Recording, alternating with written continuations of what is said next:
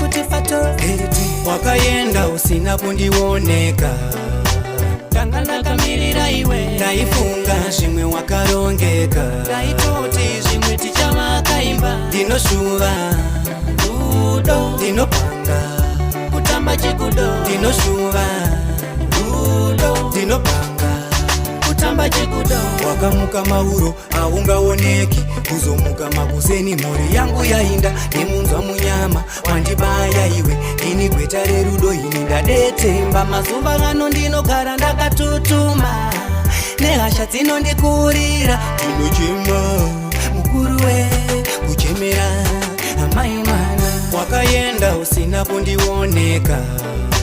Tanga ndakamirira iwe, ndaifunga zvimwe wakarongeka. Ndaitoti zvimwe tichavakaimba. Ndinoshuva rudo, ndinopanga kutamba chikudo. Ndinoshuva rudo, ndinopanga kutamba chikudo. Wakaenda iwe usingataure, ndozvireva ndiri papi kuna mai vangu. Kana uri wangu mudiwa uchadzoka, kana zvisiri paya wakanyepa kuti uchanditura mutoro.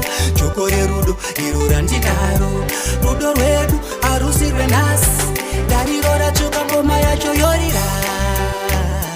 Rudo kutamba chikudo, rudo kutamba chikudo. Wakaenda usina kundioneka.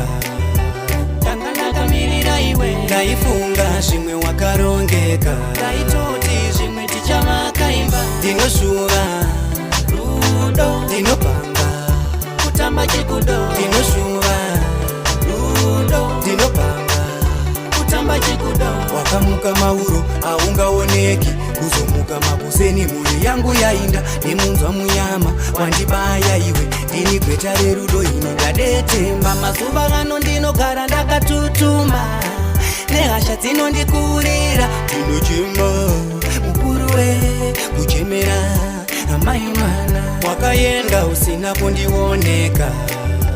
Tanga ndakamirira iwe, ndaifunga zvimwe wakarongeka. Ndaitoti zvimwe tichavakaimba. Ndinoshuva rudo, ndinopanga kutamba chikudo. Ndinoshuva rudo, ndinopanga kutamba chikudo.